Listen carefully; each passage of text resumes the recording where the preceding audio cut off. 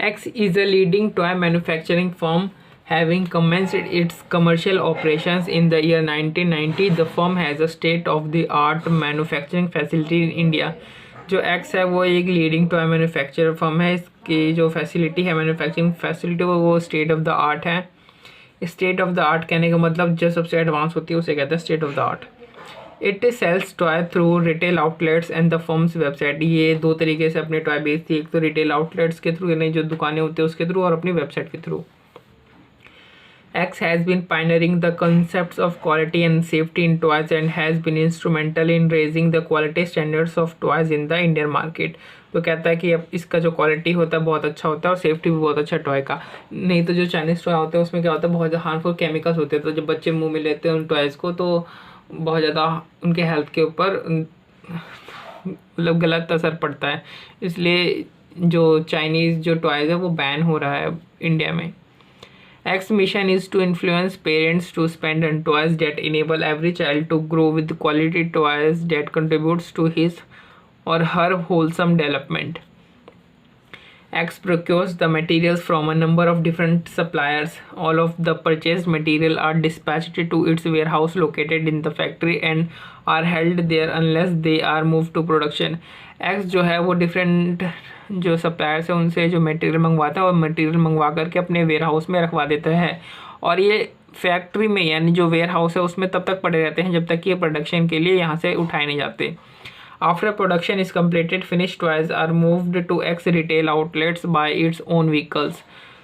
जब production complete हो जाती है उसके बाद यानी जब टॉय बन जाता है उसके बाद जो फिनिश टॉयज़ होते हैं उनको X की रिटेल पर जो X की जो इतनी भी दुकानें होती हैं उन दुकानों पर लेके जाया जाता है X की खुद की वाहनों की मदद से. Each week the vehicles follow the same time schedule regardless of the weight they are carrying. हर हफ्ता जो इनके जो वाहन होते हैं ये क्या करते हैं ये सेम टाइम शेड्यूल पे गाड़ी में यहाँ से वहाँ लेकर के चलते हैं. भले गाड़ी में कितना भी टॉय है उससे कोई फ़र्क नहीं पड़ता. अगर गाड़ी में 2-3 टॉय भी है तो भी उसको ये लेकर के चलेंगे. मतलब टाइम होता है जैसे 3 बजे हमें निकल जाना है. 3 बजे एक डिलीवरी जाएगी, एक 5 बजे जाएगी, एक 9 बजे जाएगी. तो ये डिलीवरी लेकर के निकल जाते हैं भले उसमें कितना भी ज़्यादा टॉय हो या कम टॉय से कोई फ़र्क नहीं पड़ता इन लोगों को. अच्छा. Finish toys are sold through the X website are dispatch to its distribution centre. और जो फिनिश टॉय जो कि ये वेबसाइट के थ्रू जो कि ये वेबसाइट के थ्रू बेचते हैं ये लोग ये इस सीधा डिस्ट्रीब्यूशन सेंटर में ट्रांसफ़र कर देते हैं. X has recently got the contract to manufacture a new toy that is TYZ, a mini cartoon based on a character from a famous international animated film. X है उसको एक जो नया खिलौना है उसको मैन्युफैक्चर करने के लिए कॉन्ट्रैक्ट मिला है. X has not been given any target price, hence is free to set the selling price of TYZ. X ने अभी तक ऐसा कोई मतलब सेलिंग प्राइस नहीं बताया इसलिए वो फ्री है कि वो कितना भी सेलिंग प्राइस है वो सेट कर सकता है. However, he must pay a royalty of 10% of the selling price to the film director. लेकिन वो जो टॉय बनाएगा चूंकि वो किसी एक फेमस जो फिल्म कैरेक्टर है उसके ऊपर बेच रहे तो उसको जो अपने सेलिंग प्राइस का जो 10% है वो फिल्म डायरेक्टर को देना पड़ेगा रॉयल्टी के रूप में. और X is also planning to sell TYZ through its retail outlets. तो X जो है वो अपनी दुकानों पे भी इनका जो टॉयज़ है नए टॉय जो बनाएगा उसको बेचेगा. X has decided to follow a target based technique for TYZ. जो X है उसने सोचा है कि वो ये जो खिलौना है TYZ इसके लिए वो टारगेट कॉस्टिंग टेक्निक जो है वो फॉलो करेगा. Marketing manager has determined the selling price to be around 1750 पर टॉय. जो मार्केटिंग मैनेजर है उसने डिसाइड किया है कि हम एक जो टॉय है उसकी कीमत 1750 रुपये रखेंगे और इनको उस 1750 रुपये के ऊपर 26% मार्जिन चाहिए ही चाहिए. For the estimated cost per toy refer annexure. कह रहा है कि अगर आपको जो टॉय की जो कॉस्ट जाननी है एस्टिमेटेड उसके लिए आप इस एनेक्जर को रेफ़र करो. तो ये देखो इसमें मटेरियल दे रखा है ये पर टॉय के लिए. एक टॉय में जितना यूज़ होगा ये सिर्फ उसका है पर टॉय के हिसाब से. तो मटेरियल C, मटेरियल D और अदर मटेरियल के लिए बोला है कि नोट्स देखो. तो अदर मटेरियल के नोट्स देखते हैं. कहते हैं कि हर टॉय को 0.7 kg का अदर मटेरियल चाहिए, लेकिन इस मटेरियल को लाने में मटेरियल को मतलब एक टॉय को बनाने में इतना मटेरियल चाहिए, लेकिन जब हम सप्लायर से लाते हैं तो उसमें 5% जो मटेरियल है वो सब स्टैंडर्ड का निकलता है। मतलब कि अगर आपको इतना मटेरियल यूज़ चाहिए तो ये आपको इससे ज़्यादा परचेस करना पड़ेगा। ठीक है, वो ये कहने की कोशिश कर रहा है। और इस जो अदर मटेरियल है उसकी कीमत क्या 280 पर kg है। फिर यहाँ पे लेबर की कीमत दी हुई है, फिर प्रोडक्शन ओवरहेड कॉस्ट और सेलिंग एंड डिस्ट्रीब्यूशन कॉस्ट दे रखा है। ठीक है, तो हमें जो है क्या निकालना, हमें निकालना है कि टारगेट कॉस्ट कितना है और कॉस्ट गैप कितना है। ये देखो, selling price minus profit margin minus जो भी हम रॉयल्टी पे करते हैं, तो इक्वल टू क्या होता है, टारगेट प्राइस होता है। तो सेलिंग प्राइस ये है, प्रॉफिट मार्जिन 26% है तो उसका 26% ले लो, और रॉयल्टी इसका 10% है सेलिंग प्राइस का, तो सेलिंग प्राइस का 10%। तो यानी टारगेट प्राइस 1120 होना चाहिए। और इन्होंने जो एक्चुअल दे रखा है उसके हिसाब से जो प्लान्ड जो एस्टिमेटेड कॉस्ट है वो देखेंगे कितनी बैठती है।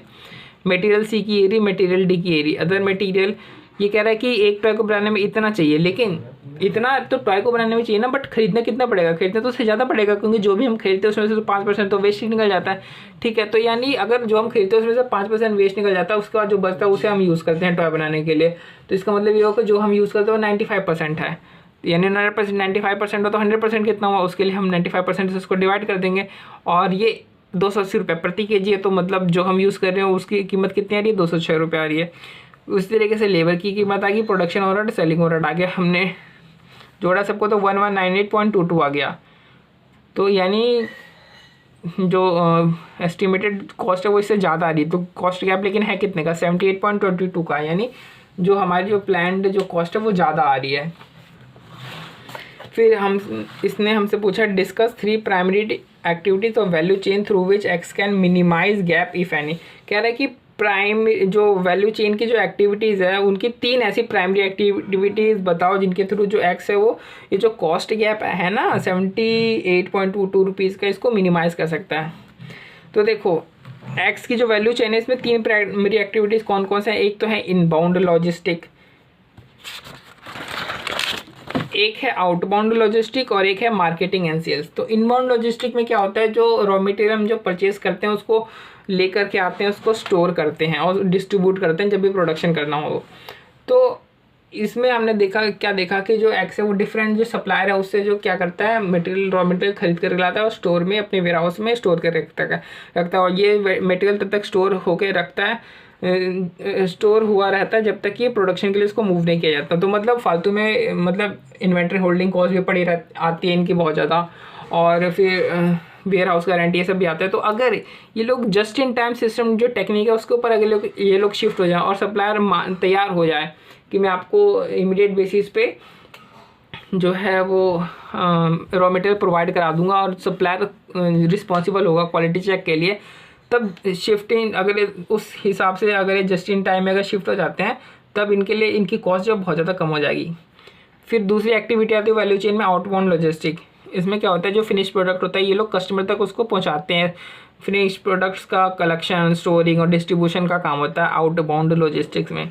तो अगर ये लोग इम्प्लीमेंट कर ले EDI सिस्टम तो इनके लिए बहुत अच्छा होगा, क्योंकि देखो अभी क्या है कि ये लोग इनका शेड्यूल होता है कि 3 बजे जाना है, फिर कहते हैं 5 बजे जाना है, फिर एक डिलीवरी 6 बजे, फिर एक 9 बजे, इस तरीके से इनके टाइम होता है। भले ही जो टॉय है वो कम मात्रा में हो या ज़्यादा मात्रा में, इनसे इनको कोई इफेक्ट नहीं पड़ता। लेकिन तो इसका मतलब ये हुआ ना कि ये लोग फालतू में अपना जो तेल फूकते रहते हैं कि भले ही सामने वाले रिटेलर जो एक्स की जो रिटेलर्स होते हैं उन्होंने मंगवाया ना मंगवाया डिलीवरी जरूर देना आएगा। तो अगर ये लोग इम्प्लीमेंट कर लेंगे EDI सिस्टम तो इन्हें पता चल जाएगा कि जो रिटेलर की जिसके पास हम जा रहे हैं उसको ज़रूरत है भी इतने टॉय की कि नहीं है, कहीं पता चले उसके पास सिर्फ टॉय जमा होते जा रहा है और बिक ही नहीं रहे। तो अगर ये लोग EDI सिस्टम मतलब इम्प्लीमेंट कर लेंगे तो ये ऑटोमेटिकली ट्रैक कर लेगा इनबाउंड शिपमेंट को और आउटबाउंड प्रोडक्ट्स को भी आराम से ट्रैक कर लेगा। उसी हिसाब से ये लोग मतलब डिलीवरी करेगा टॉयज़ का। फिर आता है मार्केटिंग एंड सेल्स। तो अभी तक क्या है ये अपना जो सेल है वो मेनली किससे करते हैं, जो रिटेल आउटलेट्स है उसके थ्रू करते हैं और थोड़ा बहुत ये लोग वेबसाइट के थ्रू करते हैं। बट अगर ये अपना जो सेल है अगर ये ज़्यादा शिफ्ट कर ले वेबसाइट के थ्रू तो इससे क्या होगा कि इनकी जो कॉस्ट है ना वो बहुत ज़्यादा कम आ जाएगी। रिटेल आउटलेट्स की इनकी कॉस्ट बहुत ज़्यादा कम आएगी, ठीक है, क्योंकि ये सीधा सीधा जो है वो बेच देंगे डिस्ट्रीब्यूशन सेंटर पर जा करके। और प्लस ये अट्रैक्ट कर सकते हैं इंटरनेशनल कस्टमर को भी अपने वेबसाइट के थ्रू, क्योंकि जो कैरेक्टर जो ये बना रहे हैं टॉय का, ये बहुत एक फेमस फिल्म के ऊपर बेस्ड है, फेमस फिल्म का कैरेक्टर है, तो मतलब इसको इंटरनेशनल लोग भी जानते हैं। तो अगर ये अपने वेबसाइट के ऊपर डाल देगा तो क्या होगा कि इंटरनेशनल जो बायर्स है वो भी खरीदेंगे और इसका प्रॉफिट जो है वो और बढ़ेगा।